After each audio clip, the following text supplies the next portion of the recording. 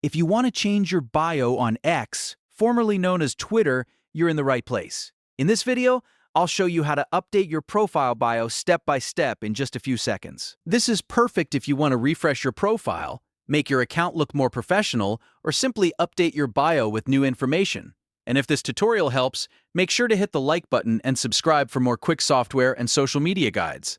Alright, let's jump right in. First, log into your X account and look at the left-hand navigation menu. From there, click on Profile. This will take you to your public profile page where people can see your posts, your name, your username, and your bio. Once you're on your profile, look for the Edit Profile button on the right side of the page. Click that button to open your profile settings. A pop-up window or edit screen will appear, giving you access to different parts of your profile information. Now find the Bio box.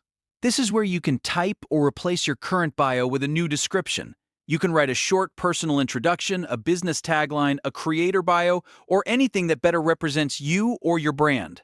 Take your time and make sure the wording matches the image you want to present on X. After you've entered your new bio, double-check it for spelling, clarity, and length.